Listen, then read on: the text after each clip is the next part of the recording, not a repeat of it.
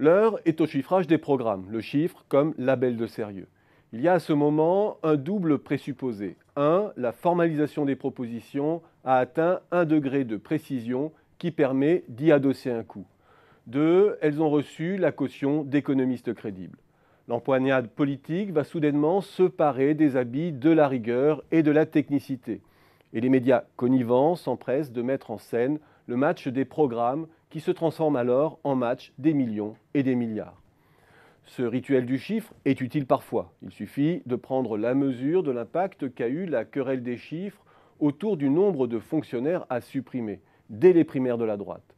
Il est clair que le chiffrage a révélé la dureté de l'objectif des moins 500 000 endossé par François Fillon, au regard du flux naturel des départs à la retraite notamment, surtout si l'âge est décalé à 65 ans, comme le préconise le candidat.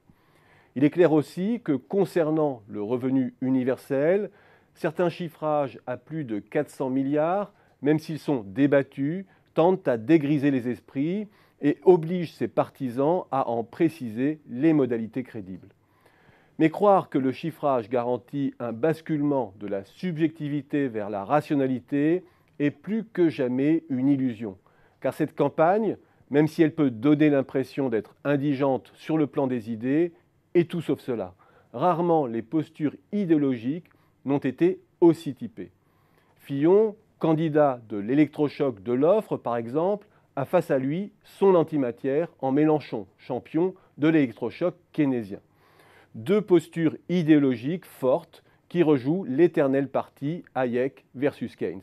Le premier part de l'hypothèse que la France est exclusivement malade de son déficit de compétitivité, le second que tout relève de la demande. Deuxième partie frontale, Macron, candidat de la société de la fin du salariat, face à Hamon, candidat de la fin de l'emploi.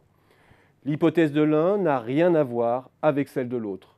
Le premier projette une société où le travail prolifère, si on sait le libérer de son carcan réglementaire. Le second le voit se raréfier sous l'emprise des robots. Deux philosophies du progrès technique qui changent tout concernant la manière de concevoir la fiscalité du capital. L'un voulant l'alléger pour favoriser la transition numérique, l'autre l'alourdir. Et puis enfin, la tradition souverainiste incarnée par Le Pen ou Dupont-Aignan, qui fait front contre tous, avec la croyance que les nations peuvent reprendre en main leur destin dans un monde globalisé. Nous pouvons certes mettre en chiffres les programmes, produire un bouclage crédible où les dépenses s'autofinancent peu ou prou. Il n'en reste pas moins que derrière chaque chiffrage, il y a à chaque fois un credo qui relève du pari. Fillon s'assoit sur les multiplicateurs, par exemple, c'est son droit, mais le réalisme de son programme ne tient qu'à cette hypothèse hasardeuse, selon laquelle les coupes budgétaires n'affectent pas la croissance. Hasardeuse au regard du mea culpa récent du FMI ou de l'OCDE, et tout ce qu'a montré l'histoire récente. Mélenchon, de son côté, les surestime, c'est son droit aussi, mais la soutenabilité de son programme ne tient qu'à cela. 1 milliard dépensé, produite encore plus de recettes fiscales. Et là encore, nous sommes en droit d'en douter. Macron nous resserre une homéopathie de l'offre à la Hollande ou à la Renzi, comme le sésame qui va nous permettre demain de convaincre l'Allemagne de se joindre à l'idée d'un budget européen. C'est le syndrome du bon élève dont on peine à croire qu'il suffit à convaincre la divergence des intérêts européens. Et quant à Hamon, il nous projette un peu rapidement dans un monde qui n'est pas encore du moins, celui des robots, créant l'illusion que face au ras-le-bol fiscal, il existe une solution simple, le consentement des robots dépourvus d'état d'âme à payer l'impôt.